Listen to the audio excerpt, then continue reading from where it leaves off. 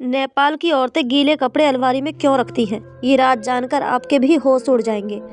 मेरा नाम आरू है। ये कहानी एक ऐसी कहानी है जिसमें एक राज छुपा हुआ है। इस राज को जानने के लिए मैंने क्या कुछ नहीं किया, इस कहानी को आखिर तक जरूर सुनिएगा।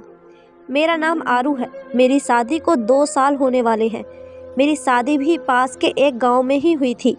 मेरी सास का व्यवहार शादी के पहले दिन से ही बहुत अच्छा था, लेकिन उनकी एक हरकत थी जो मुझे बहुत खटकती थी। मेरी सास का नाम शकुंतला था। वो एक बहुत अच्छे और खाते पीते परिवार से ताल्लुक़ रखती थी। मेरे ससुर का बिजनेस भी बहुत ही अच्छा था, लेकिन वो मिजाज के बहुत ही गर्म थे। उनके आते ही सारे घर वाले सहम जाते थे। मेरी सास भी उनसे बहुत डरती थी। उनके सामने कोई नहीं बोलता था और मेरी सास तो उनसे थोड़ा दबकर ही रहती थी। मेरे पति अपने पिता के साथ काम करते थे। मेरे पति अपने माँ बाप के बहुत लाडले और इकलौते बेटे थे। वो अपने माँ बाप की इकलौती औलाद थे और इस घर के वारिस भी। मेरी सास के अंदर कुछ अजीब सी बातें मुझे नज़र आती थी। वह बहुत अजीब अजीब सी हरकतें करती थी।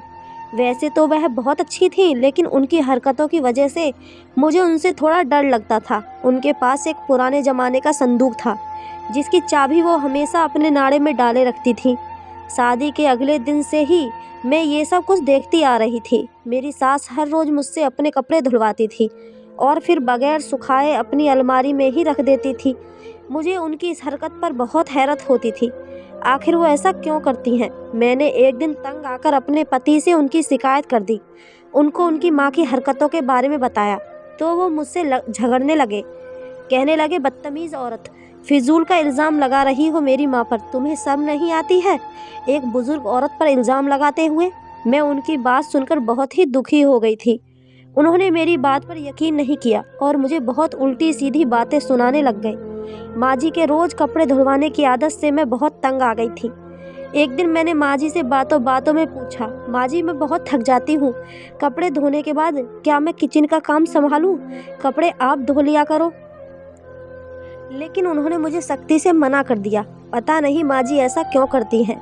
एक दिन मैं माँ जी के कमरे में खाना देने जा रही थी। मैं उनके कमरे के दरवाजे तक ही पहुँची थी कि मुझे कुछ दरवाज़ा बंद करने की आवाज़ सुनाई दी। मैंने खिड़की से झांकने की कोशिश की तो मुझे माँ जी वो संदूक बंद करती हुई दिखाई दी। मैं सोच में पड़ गई कि आखिर संदूक में ऐसा क्या है जो माँ जी उस संदूक को हमेशा छुपाए रखती हैं और चाबी भी इतनी हिफाजत से रखती हैं। आज से 3 दिन पहले की बात है, जब प्यास से मेरी आँख खुल गई और मैं किचन में पानी पीने गई तो मैंने देखा कि माँ जी किचन में पहले से ही मौजूद थी। मैं हैरत में थी कि रात के इस वक्त माँ जी किचन में क्या कर रही हैं। मैं छुपकर उनको देखने लगी। माँ जी के हाथ में खाने की ट्रे भी थी। मैं हैरानी से उनको देख रही थी कि आखिर इतनी रात को वह ये खाना किसके लिए लेकर जा रही थी। मैंने किचन में जाकर माँ जी से पूछा, माँ जी आप ये खाना किसके लिए ले जा रही हैं? वो मुझे देखकर घबरा गई और बोली, वो मुझे भूख बहुत लगी रही थी। ये कहकर वो किचन से बाहर चली गई। लेकिन वो मुझे बहुत परेशान लग रही थी, क्योंकि रात का खाना माँ जी हम सबके साथ पहले ही खा चुकी थी। माँ जी वो खाना लेकर सीधी अपने कमरे में चली गई। मैं अपने कमरे में आकर सोचने लगी कि ये माजरा क्या है। पता नहीं माँ जी ये सब हरकतें क्यों करती हैं। मेरे दिमाग में तो कुछ भी नहीं आ रहा था कि मैं क्या करूं। मैंने सुबह टाइम के मुताबिक अपने सारे काम निपटा लिए और माँ जी के कपड़े धो दिए। आज मैंने बहुत हिम्मत करके माँ जी से कहा कि माँ जी आप अपने सारे गीले कपड़े अलमारी में क्यों रखती हैं? आपको कपड़े से बदबू नहीं आती? आपके कपड़े ऐसे ही रहते हैं? तो माँ जी मेरी बात पर मुस्कुराते हुए बोली, बेटी मुझे खुजली होती है, जिसकी वजह से मुझे सूखे कपड़े काटते हैं। इसी वजह से मैं गीले कपड़े पहनकर सोती हूँ, तभी मुझे सुकून मिलता है। ये बीमारी मुझे शादी से पहले से है। उनकी बात पर मुझे अब भी यकीन नहीं आ रहा था, क्योंकि जो मैं अपनी आंखों से देख चुकी थी वो कोई मामूली बात नहीं थी। इन बातों को नज़रअंदाज भी नहीं किया जा सकता था। मैंने उनकी बात पर सिर्फ सिर हिला दिया और अपने काम में लग गई। माँ जी ने रोज़ की तरह आज भी अपने धुले हुए गीले कपड़े उठाए और अपने कमरे की तरफ जाने लगी। मुझे उनको देखकर बहुत बेचैनी हो रही थी और मैं भी उनके पीछे जाने लगी थी। इतने में ही मेरे पति ने मुझे आवाज़ लगा दी। मेरे पति मेरे पीछे ही खड़े थे। उन्होंने मुझसे कहा, मेरी एक फ़ाइल कमरे में रह गई है, जाओ वो मुझे ला दो। मेरे पति का नाम मानव है। वो इस घर के इकलौते बेटे हैं। उनका व्यवहार भी अपने पिता की तरह ही गर्म था। मुझे इस घर में प्यार, दौलत, इज्जत सब कुछ मिला, लेकिन बस अभी तक मैंने यहाँ आकर औलाद का सुख नहीं देखा था। मानव मुझसे अपनी फाइल के बारे में पूछने लगे। मैंने उनसे कहा, ठीक है, मैं अभी आपको लाकर देती हूँ। आज तो मैंने माजी के पीछे जाने का पूरा प्लान बना लिया था, लेकिन मेरा ये प्लान अब फ्लॉप हो चुका था और मैं मानव की फ़ाइल लेने के लिए कमरे में चली गई। मानव की फ़ाइल मुझे मिल नहीं रही थी। उसको ढूंढने में मुझे कुछ वक्त लगा। कुछ देर बाद जब मैं कमरे से बाहर आई तो माँ जी बाहर आंगन में बैठी हुई थी। उनके पास एक पड़ोस की औरत आई हुई थी जिनकी बहू गर्भवती थी। माँ जी ने मुझे आते हुए देखा तो अपने पास बुलाया। मैंने उनके पास जाकर उनको नमस्ते किया और उनका आशीर्वाद लिया और चाय बनाने के बहाने से वहाँ से उठकर आ गई। मुझे ऐसा लगा जैसे माँ जी की नज़रें मेरा पीछा कर रही हों। मैंने किचन में खड़े होकर उन दोनों की बातों पर कान लगाए। वो औरत मुझे किसी डॉक्टर से चेकअप करवाने के बारे में बोल रही थी। मुझे उनकी बातों से अपने अंदर खालीपन सा महसूस होने लगा और मैं उदास हो गई। रात को सब लोग अपने अपने कमरों में सोने के लिए जा चुके थे। अचानक मुझे बादल गरजने की आवाज़ सुनाई दी और मैं डरकर उठ गई। मुझे याद आया कि छत पर कपड़े सूख रहे थे, बारिश में गीले हो जाएंगे, और जल्दी से मैं पैरों में चप्पल डालकर फौरन छत की तरफ भागी। जैसे ही मैं छत पर पहुंची तो मेरी आंखें फटने की फटी रह गईं। छत के बीचों बीच माँ जी खड़ी हुई थी। वो भी शायद छत पर किसी काम से आई होंगी, लेकिन ये क्या, उन्होंने वही सूट पहन रखा था जो मैंने धोकर डाला था। माँ जी मेरे पैरों की आहट सुनकर फौरन ही घबराकर पीछे मुड़ी। वो मुझे देखकर घबरा गई और मुझसे कहने लगी कि वो मैं कपड़े उतारने के लिए आई थी। मुझे फिक्र हो रही थी कि कहीं तुम्हारी मेहनत बेकार न हो जाए। मुझे ऐसा लग रहा था जैसे मुझसे बातें करते वक्त उनकी जुबान काफ़ी लड़खड़ा रही हो, जैसे वो झूठ बोल रही हो। मैंने उनसे कुछ नहीं कहा और कपड़े उतारने लगी। वो भी मेरे साथ ही नीचे चली आईं। मैं अपने कमरे में चली गई। मेरे दिमाग में उलझनों का जाल भरा पड़ा था जो कि खत्म होने का नाम ही नहीं ले रहा था। दिन ब दिन माँ जी की अजीब सी हरकतों ने मुझे एक अलग से रास्ते की राह दिखा दी थी। न जाने क्या राज होगा उनकी सब अजीबोगरीब हरकतों के पीछे। रात को इतनी ठंड में बाहर जाना, मैं अपनी सोच में इस कदर खोई हुई थी कि मुझे पता ही नहीं चला कि कब मेरी आँख लग गई। अगली सुबह मैं माँ जी के कपड़े धो रही थी तो मुझे उनके कपड़ों से वही चाबी मिली जो हर वक्त वो अपने नाड़े में डाले रखती थी। मैं बहुत खुश हुई। आज तो मुझे माँ जी के राज का पता चल ही जाएगा। किसी भी हाल में मैंने अपने हाथ साफ किए और जल्दी जल्दी माँ जी के कमरे की तरफ बढ़ने लगी। जैसे ही मैं उनके कमरे में पहुंची तो देखा कि वो अलमारी में मुंह दिए खड़ी हैं और कुछ कर रही थी। मुझे हैरत हुई। माँ जी को जब मेरे कदमों की आवाज़ आई तो उन्होंने झट से अलमारी को बंद कर दिया और मेरी तरफ देखने लगी। मैंने देखा कि उनका चेहरा बिल्कुल पीला पड़ चुका था, जैसे उनकी कोई चोरी पकड़ी गई हो। माँ जी मुझसे पूछने लगी, क्या हुआ, क्या करने आई हो, कोई काम था क्या? मैंने उनसे इस बारे में कुछ कहना ठीक नहीं समझा और कहा कि माँ जी, आपकी चाबी मुझे कपड़े धोते हुए मिली है। माँ जी की आंखें तो उस चाबी को देखकर चमक उठी। माँ जी ने फ़ौरन ही मेरे हाथ से वह चाबी खींची और बोली, तुम्हारा बहुत बहुत शुक्रिया। मैं सुबह से इसी चाबी को ढूंढ रही हूँ। पता नहीं मैं कहाँ रखकर इसको भूल गई थी। माँ जी की बात पर मैं भी दिखावे का मुस्कुराकर उनके कमरे से वापस चली आई। मेरा शक माँ जी पर अब दिन पर दिन बढ़ता ही चला जा रहा था। माँ जी का सिर्फ एक चाबी के लिए इतना बेचैन हो जाना, ये कोई आम बात नहीं थी। मैं बहुत परेशान हुई कि राज तक कैसे पहुंच पाऊंगी, क्योंकि माँ जी तो अपने कमरे से बाहर ही नहीं निकलती। मुझे कुछ तो करना ही पड़ेगा। मैंने सोचा कि मुझे मानव से बात करनी चाहिए। रात को जब मानव घर पर आए तो मैंने उनसे कहा, मानव, क्यों ना इस बार माँ जी और पिताजी को कहीं घूमने भेज दिया जाए। आखिर वो भी इंसान हैं। वो लोग घर से कभी बाहर न कहीं नहीं जाते। उनका भी मन करता होगा बाहर घूमने का, दिमाग थोड़ा फ्रेश हो जाएगा दोनों का, अगर दोनों बाहर चले जाएंगे।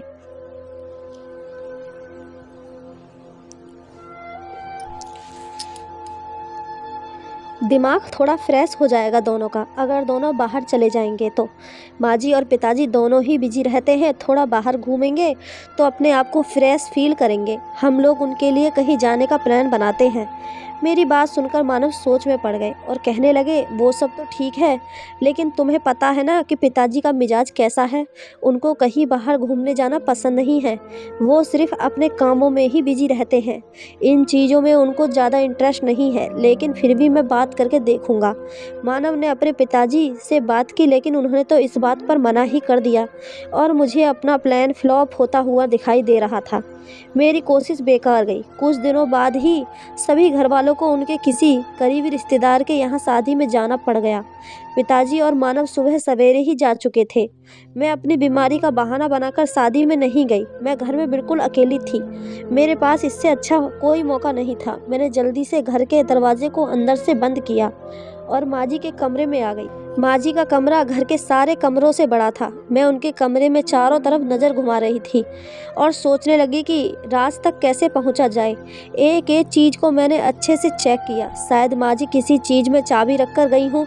मैंने पूरा कमरा छान मारा, लेकिन मुझे कुछ भी नहीं मिला। ऐसी कोई चीज़ मेरे हाथ नहीं लगी जो माँ जी के राज तक मुझे पहुँचा सके।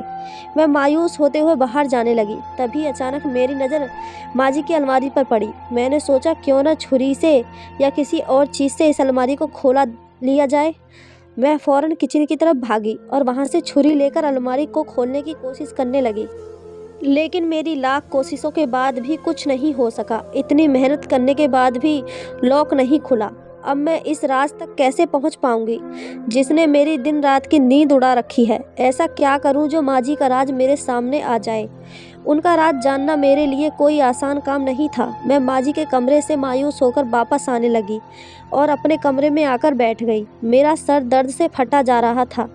सारी बातें किसी बड़ी बात की तरफ इशारा करती नजर आ रही थी। आखिर कोई क्यों नाड़े में चाबी डालकर घूमेगा। आखिर ऐसा भी क्या है जो बहुत कीमती है और माँ जी उसको सबकी नज़रों से बचाना चाहती हैं। मैं तो सोच सोच कर थक चुकी थी, लेकिन अचानक ही मेरे दिमाग में एक आइडिया आया। क्यों ना मैं आज रात माँ जी के कमरे में छुप जाऊं और सब कुछ अपनी आंखों से ही देख लूं कि वो आखिर करती क्या हैं, उनके गीले कपड़ों का क्या राज है। मैंने अपने दिल में ठान ली थी कि अब सबके सामने सच लाकर ही रहूंगी। मैं अपने कमरे में आराम कर रही थी जब माँ जी बहुत ही गुस्से के साथ मेरे कमरे में घुसी चली आई और गुस्से से मुझसे कहने लगी, तुमने मेरे कमरे की तलाशी ली है, बदतमीज लड़की। तुम्हारी हिम्मत कैसे हुई? आखिर क्या लेने गई थी तुम वहाँ? किसकी इजाज़त से मेरे कमरे में गई थी तुम? माँ जी तो गुस्से से लाल पीली हो रही थी, मुझ पर बहुत बरस रही थी। मैं ध्यान से उनके गुस्से भरे चेहरे को देख रही थी। उनको कैसे पता चला कि मैं उनके कमरे में गई थी? वो भी शायद मेरी सोच पड़ चुकी थी। तभी वो चाकू उन्होंने मेरे हाथ में रख दिया और कहने लगी कि अपनी काली करतूत तुम छोड़कर आ गई थी। चलो आज तुम्हारे पति को बताती हूँ तुम्हारी हरकतों के बारे में, कैसे उसकी पत्नी ने मेरा जीना दुश्वार कर रखा है। माँ जी की बात सुनकर मैं बहुत परेशान हो गई थी, क्योंकि अगर मानव को पता चल जाता तो ना जाने वह क्या करते। मैंने माँ जी के आगे हाथ जोड़े। माँ जी मुझे माफ़ कर दीजिए, आगे से ऐसा कुछ भी नहीं करूँगी। माँ जी गुस्से में मेरे कमरे से बाहर चली गई। मैं रोते रोते ईश्वर से प्रार्थना करने लगी कि माँ जी मानव को कुछ भी ना बताएं, लेकिन शुक्र था कि माँ जी ने मानव को कुछ नहीं बताया था। उस दिन के बाद से ही माँ जी की नज़रें हर वक्त मुझ पर टिकी रहती थी। मैं अब सब कुछ छोड़कर उनका ख्याल रखने लगी थी। इन दिनों बिजनेस के सिलसिले में पिताजी और मेरे पति को कुछ दिन के लिए शहर से बाहर जाना पड़ा। अब घर में सिर्फ मैं और मेरी सास अकेले ही रहते थे। मेरी सास मुझे दिन भर काम में बिजी रखती थी। इन दिनों मैं इस बात को बिल्कुल भूल चुकी थी कि मुझे किसी राज का पता लगाना है। माँ जी मुझे किसी न किसी काम में उलझाए रखती थी। न जाने उन्हें क्या हो गया था। मैं बहुत परेशान रहती थी कि आखिर माँ जी मेरे साथ ऐसा क्यों कर रही हैं। मैं और माँ जी अब एक ही कमरे में सो रहे थे, लेकिन अभी तक माँ जी ने मेरे सामने कोई भी ऐसी हरकत नहीं की थी जिससे मेरा शक बढ़ जाए। ये बात तब की है जब पिताजी और मानव को गए हुए 3 दिन हो गए थे। मैंने माँ जी को किचन से खाने की चीज़ें ले जाते हुए देखा। वो सारा सामान एक थैले में भर रही थी। मुझे बड़ी हैरत हुई कि माँ जी ये सारा सामान कहाँ लेकर जा रही हैं और किसके लिए। अभी मैं ये सब सोच रही थी कि माँ जी मुझे वापस आती हुई दिखाई दी। मैं जल्दी से उनके कमरे में आने से पहले ही बेड पर जाकर लेट गई। माँ जी ने कमरे में वो थैला बेड के नीचे रख दिया और अपने बिस्तर पर जाकर लेट गई। मैं सोच में पड़ गई कि ये सब क्या हो रहा है। माँ जी का बेड के नीचे थैला रखने का क्या मतलब है। मेरी तो सांस रुकने वाली थी। माँ जी की उल्टी सीधी हरकतों से अब मुझे बहुत डर लगने लगा था। वो ये सब कुछ जो कर रही थी वो कोई आम बातें नहीं थी जिनको नज़रअंदाज किया जा सके। मैंने सोने की बहुत कोशिश की और इंतज़ार करने लगी कि आगे अब क्या होने वाला है। माँ जी आगे क्या करेंगी। माँ जी अपने बेड पर बेखबर सो चुकी थी। मुझे तो कोशिश करने पर भी नींद नहीं आ रही थी। माँ जी ने तो मुझे मजबूर ही कर दिया था अपनी हरकतों से कि मैं अब उनकी हकीकत तक पहुँचूँ, जो मैंने सारी रात जागते हुए गुजारी और सोचती रही कि इन सब से निकलने का क्या रास्ता है। अगले ही दिन माँ जी की कुछ सहेलियाँ घर पर आई थी।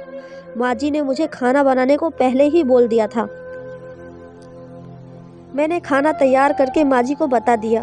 तब तक उनकी सहेलियाँ भी आ चुकी थीं। वो सब बहुत अच्छी और अमीर घरानों से लग रही थीं। माँ जी ने उनसे मुझे मिलवाया। सभी बहुत अच्छी थीं, सिवाय एक के, जो बार बार ही मुझे देखे जा रही थी और बहुत चालाक औरत लग रही थी। वो शायद माँ जी के सबसे करीब थी। फिर सब लोगों ने मिलकर खाना खाया। खाना खाने के बाद माँ जी ने मुझे उनके कमरे से पानदान लाने को कहा कि खाना खाने के बाद हम सब लोग पान खाएंगे। जाकर मेरे कमरे से पानदान लेकर आ जाओ। मैं माँ जी के कमरे में आई और पानदान बाहर लेकर जाने लगी। अचानक ही मेरा पैर मुड़ गया और पानदान मेरे हाथ से छूटकर जमीन पर गिर गया। अभी मैं डर से संभल नहीं पाई थी कि मेरी नज़र सामने पड़ी जिस चीज़ पर पड़ी वो चाबी थी जो मुझे माँ जी के राज तक पहुँचा सकती थी। मैंने जल्दी से उस चाबी को उठा लिया और उसे अपनी साड़ी के पल्लू में बांध ली। सारा पानदान समेटकर मैं बाहर चली आई, जहाँ माँ जी मेरा इंतजार कर रही थी। मैंने पानदान माँ जी के हवाले कर दिया और खुद सिर दर्द का बहाना बनाकर कमरे में आ गई। मुझे बेहद खुशी हो रही थी कि आज रात माँ जी के सोने के बाद मैं आज उनके राज तक पहुँच जाऊँगी, जिसको माँ जी हम सबसे इतने सालों से छुपा रही हैं। आखिर कौन सी ऐसी वजह है जो उनको ये करने पर बेबस करती है। मैं अपने ख्यालों में गुम हो गई थी जब माँ जी की आवाज़ सुनाई दी। माँ जी मुझे चाय बनाने के लिए आवाज़ दे रही थी। मैंने गहरी सांस भरी और किचन में आकर चाय बनाने लग गई। जैसे ही मैंने चूल्हे पर चाय पकाने रखी, अचानक से मेरा दिमाग घूमने लगा और मुझे चक्कर आने लगे। माँ जी किचन से कुछ लेने आई थी। मुझे देखकर वो मेरी तरफ बढ़ी और मुझे गिरने से बचा लिया। माँ जी ने मुझे जल्दी से बेड पर ले जाकर लिटाया और डॉक्टर को बुलवाया। जो खबर डॉक्टर ने सुनाई थी उसको सुनकर मेरी तबीयत तो बिल्कुल ठीक हो गई थी। दिल में जैसे खुशियों की नई लहर जाग उठी थी। मैंने ईश्वर का शुक्रिया अदा किया, जिसने मेरी जिंदगी का सबसे बड़ा दुख सुख में बदल दिया। माँ जी तो मेरी नज़र उतारने में लग गई। माँ जी ने मेरा बहुत ख्याल रखना शुरू कर दिया। आखिर वो भी तो दादी बनने जा रही थी, मैं माँ बनने वाली थी। अगले ही दिन माँ जी मेरे पास आई और एक गीली कमीज लेकर, जो कि बहुत ही गीली हो रही थी। उसे देखते ही मुझे अजीब सा महसूस हो रहा था। माँ जी ने मुझे वो कमीज पहनने को कहा। माँ जी की बात पर मुझे बहुत हैरत हुई और मैंने उनसे कहा, आप मुझे ये कमीज क्यों पहना रही हो, वो भी इस कदर गंदी और गीली। मैंने उस कमीज को पहनने से इनकार कर दिया कि मैं इसको नहीं पहनूंगी। तो माँ जी बोली, जब मैं गर्भवती थी तब मैंने भी यही पहनी थी, क्योंकि तुम्हारे ससुर को बेटा चाहिए था और यही इस घर की रीत है। चाहे कुछ भी हो जाए, पहली औलाद लड़का ही होगा। और तुम्हारे ससुर ने पहले ही सख्ती से कहा है कि उनको पहला वारिस अपने खानदान का नाम चलाने वाला ही चाहिए, वरना अपने घर में बैठने को तैयार रहना। मेरे बेटे के लिए लड़कियों की कमी नहीं है। माँ जी की बात सुनकर तो मुझे धक्का सा लग गया। पिताजी आखिर इतनी कड़वी बातें कैसे कर सकते हैं, वारिस पर इस कदर घमंड। मैं रोने लगी तो माँ जी ने मुझे चुप कराया और कहा, ये कमीज पहन लो, और वहाँ से चली गई। मैं अजीब नज़रों से अपने पास पड़ी हुई उस फटी पुरानी कमीज को देख रही थी, जो काफ़ी बुरी हालत में थी। मैंने सोच लिया था कि मैं किसी भी कीमत पर इस कमीज को नहीं पहनूंगी। मैं माँ जी के कमरे के बजाय आज अपने कमरे में थी जब मुझे कुछ खटकने की आवाज़ आई। मैं डर गई। मेरे और माँ जी के अलावा कौन हो सकता है इस वक्त। मैं हिम्मत करके उठी और बाहर की तरफ जाने लगी। आज फिर वैसे ही रोज की तरह माँ जी अपने कमरे की तरफ खाना लेकर जा रही थी। मुझे समझ नहीं आ रहा था कि मैं क्या करूं। मैं भी छोटे छोटे कदम उठाते हुए धीरे धीरे उनके पीछे चली आई। माँ जी अपने कमरे में आई और खाने की थाली टेबल पर रख दिया। मैं छुप गई। माँ जी कमरे में चारों तरफ इधर उधर देखने लगी और बेड के नीचे रखे संदूक को निकाला और उसे खोलने लगी। जैसे ही माँ जी ने वो संदूक खोला तो मेरे पैरों तले से ज़मीन निकल गई। उस संदूक में मौजूद चीज़ों को देखकर मैं हैरत में पड़ गई। पूरे संदूक में तरह तरह के खिलौने और कपड़े थे। माँ जी ने उनमें से एक खिलौना निकाला और संदूक को वापस ताला लगा दिया। मैं बड़ी हैरानी से ये सब कुछ देख रही थी। उसके बाद माँ जी चलती हुई अलमारी के पास आई और उस अलमारी को खोला। जैसे कि माँ जी ने अलमारी के दरवाजे को खोला, मेरी रूह कांप गई थी। माँ जी ने अलमारी के दरवाजे को साइड पर खिसकाया जहाँ एक खुफिया रास्ता दिखाई दे रहा था। यह सब देखकर तो मुझे बहुत डर लग रहा था। माँ जी उस रास्ते से चली गई। मैंने भी डरते डरते उनकी तरफ कदम बढ़ाए और चुपके चुपके उनका पीछा करने लगी। मेरा शरीर तो बुरी तरह से कांप रहा था, मेरे हाथ पांव ठंडे पड़ने लगे थे। माँ जी उस रास्ते से गुजरकर एक छोटे से कमरे की तरफ चली गई। मैं एक दीवार के पीछे खड़ी होकर उनको देखने लगी। अब जो मैं देख रही थी उसको देखकर तो मेरी आंखें फटी की फटी रह गई थी और मैं एक मूरत बनकर ये सब कुछ देख रही थी, जहाँ पर माँ जी एक 15 साल की बच्ची को खाना खिला रही थी। मेरे तो होश ही उड़ गए थे। वो बच्ची बहुत ही अजीब सी लग रही थी। मैं इससे पहले गिर पड़ती। मैंने खुद को संभालने की कोशिश की। माँ जी मेरी आहट सुनकर फौरन ही पीछे मुड़ी। वो मुझे देखने लगी और मुझे देखती ही उनका रंग फीका पड़ गया था, जैसे उनके होश ही उड़ गए हों। उनको भी कुछ समझ में नहीं आ रहा था कि वह मुझसे क्या कहें। वो मुझे देखकर बहुत घबरा गई, लेकिन वो ये सब ज़रूर समझ गई थी कि मैंने उनकी हरकत का पता लगा लिया है। अब मैं सब कुछ जान चुकी थी। माँ जी ने खुद को संभाला और मेरे सामने आकर खड़ी हो गई। मुझे माँ जी पर बहुत गुस्सा आ रहा था। ये सब वो क्या खेल रच रही थी। मैंने छुटते ही उनसे ये सवाल किया, कौन है ये बच्ची और इस तरह से आपने इसे यहाँ पर छुपाकर क्यों रखा है? माँ जी चुप खड़ी हुई थी। मैंने उनसे दोबारा सवाल किया। बोली, माँ जी आप चुप क्यों खड़ी? ये बच्ची कौन है और यहाँ पर क्या कर रही है? अब आप मुझे सब कुछ बता दीजिए, वरना मैं आपकी सारी सच्चाई पिताजी को फ़ोन करके बता दूंगी और उनको यहाँ पर अभी इसी वक्त बुला लूँगी। मेरी बात सुनकर माँ जी रोने लगी। आखिर मेरी धमकी उन पर काम आ गई और माँ जी ने मुझे अपनी सारी कहानी सुनाई। वो कहने लगी, जब मेरी शादी हुई थी हम बहुत गरीब थे और तुम्हारे ससुर जी वो तो बहुत ही गर्म मिजाज के हैं। मानव के पिताजी के व्यवहार को तो तुम जानती ही हो ना। वो हमेशा से ही अपनी मर्जी के मालिक रहे हैं। वो मुझ पर बहुत जुल्म किया करते थे। शादी के बाद से उन्होंने मुझे कभी कोई सुख नहीं दिया। शादी के दूसरे महीने उन्होंने और उनके घर वालों ने बच्चों की रट लगा ली थी। उन्हें लड़की के नाम से नफरत थी। उनका तो यही कहना था कि बस हमें लड़का ही चाहिए जो इस घर का वारिस बन सके। मानव के पिताजी मुझे दिन रात बांझ होने के ताने दिया करते थे। मैं बहुत परेशान रहने लगी थी। इन सब बातों की वजह से मैंने डॉक्टर से भी काफ़ी इलाज करवाया, लेकिन कोई सफलता मुझे नहीं मिली। फिर मेरी सास मुझे एक पंडित के पास ले गई। उन्होंने मुझे उस मंदिर में 15 दिन लगातार आने को कहा और कहा कि यहाँ आकर गरीबों को खाना दान किया करो। मैं रोज़ वहाँ जाती थी। एक दिन मैं वहाँ से वापस आ रही थी, तभी मुझे एक बच्चे के रोने की आवाज़ आने लगी। मैंने चारों तरफ देखा कि आवाज़ कहाँ से आ रही है। जैसे ही मेरी नज़र सड़क के किनारे पड़ी हुई इस बच्ची पर पड़ी, मैंने इस बच्ची को अपनी गोद में उठा लिया। ये बच्ची एक सफ़ेद कपड़ों में लिपटी हुई वहाँ पर पड़ी हुई थी। इसको देखकर तो मेरा दिल कांप उठा था। आखिर कौन ऐसा बदनसीब था जो इस बच्ची को इस तरह से यहाँ छोड़कर चला गया था। मैंने इस बच्ची को लिया और घर पर आ गई। शायद ईश्वर की तरफ से ये बच्ची मेरे लिए एक तोहफा दिया था, मेरी प्रार्थना का। मैंने उसे सबसे छुपा कर रखा। ये बच्ची एक चमत्कार करती है। मेरी जिस चीज़ को भी ये छूती है उसी चीज़ में इजाफा हो जाता है। ये मेरी आजमाई हुई बात है। जब जब ये बच्ची मेरे गीले कपड़ों को छूती है तो मेरे घर की दौलत बढ़ जाती है। इस लड़की का दिमागी संतुलन खराब है। मैं इसे छुपा कर रखती थी। अगर मैं कभी मानव के पिताजी के सामने बेटी का जिक्र भी किया करती थी तो गुस्से से कहते थे कि बेटियां तो सिर्फ नाक कटवाने के लिए होती हैं, मुझे नहीं चाहिए बेटी। अगर तुम्हें लड़की हुई तो मैं खुद उसे अपने हाथों से मार दूंगा। मुझे तो सिर्फ लड़का ही चाहिए जो मेरी तरह हो, एक मर्द हो जो मजबूत और ताकतवर भी हो। मुझे उनकी सोच पर बेहद अफसोस होता था, लेकिन मैं बेबस कर भी क्या सकती थी। लेकिन जैसे जैसे ये बच्ची बड़ी होती चली गई मेरे दिन बदलने लगे, कारोबार में इजाफा होने लगा। मैंने कहीं से सुना था कि जो बच्चे ऐसे होते हैं उनकी हर प्रार्थना को सुना जाता है। मैंने इस बच्ची से अपनी दौलत के लिए प्रार्थना करवाई, पर दिल में बहुत अजीब सा डर था कि कहीं ये बच्ची किसी के सामने ना आ जाए। बस इसलिए इसको सबसे छुपा कर रखती थी।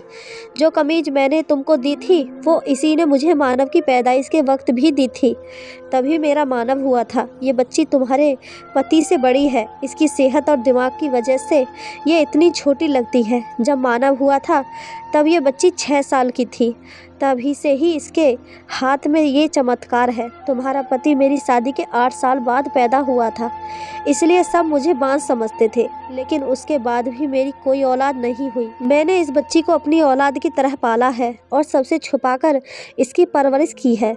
ये बच्ची बोल नहीं सकती, लेकिन सिर्फ सुन सकती है और इसका दिमाग अभी भी बच्चों वाला ही है। मैंने ये सब बातें तुमसे इसलिए छुपाई ताकि तुम किसी को बता ना दो। अगर इसके बारे में किसी को पता चल गया तो तुम्हारे ससुर बहुत नाराज़ होंगे। यही वजह थी और मैं नहीं चाहती थी जो मेरे साथ हुआ वह तुम्हारे साथ भी हो, इसलिए मैं तुम्हें वो कमीज़ दे रही थी। माँ जी की बातें सुनकर मुझे बहुत अफसोस हुआ पिताजी की सोच पर। क्या हम लड़की इतनी बुरी होती हैं जो लोग हमारे पैदा होने से डरते हैं? लड़का पैदा करना औरत की ज़िंदगी का मकसद बना दिया जाता है। उस औरत को ज़िंदगी भर ताने दिए जाते हैं अगर वो लड़का पैदा ना करे तो। मैं माँ जी से माफ़ी मांगने लगी कि मैं उनको कितना गलत समझ रही थी। अभी हम बात कर ही रहे थे कि अचानक से मेरा फ़ोन बजा और ये खबर सुनने को मिली कि मेरे पति मानव का एक्सीडेंट हो गया है और इस हादसे में उनकी दोनों टांगें खराब हो चुकी हैं। ये सब सुनकर तो मेरे कानों में एक बिजली सी दौड़ गई थी। माँ जी भी ये सब सुनकर बेहोश हो गई। मेरी हालत भी बहुत बुरी हो गई थी। मेरे ससुर बहुत बुरी तरह से बिखर गए थे। उनका सारा गुरूर और मेरे बेटे का घमंड सब कुछ मिट्टी में मिल चुका था। उनके घमंड की सज़ा उनको मिल चुकी थी। मैं अपने नसीब पर सब्र कर गई, क्योंकि ऊपर वाला जो करता है बेहतर ही करता है। मैं तो हर हाल में खुश थी, लेकिन मेरे पति की हालत मुझसे देखी नहीं जाती थी। इन सब हादसों ने माँ जी को तो चारपाई से ही लगा दिया था। वो बहुत बुरी तरह से बीमार रहने लगी थी और उस बच्ची को भी मैंने कमरे से बाहर निकाल दिया और अपने साथ रखने लगी। उस लड़की से मुझे एक अलग सी मोहब्बत हो गई थी।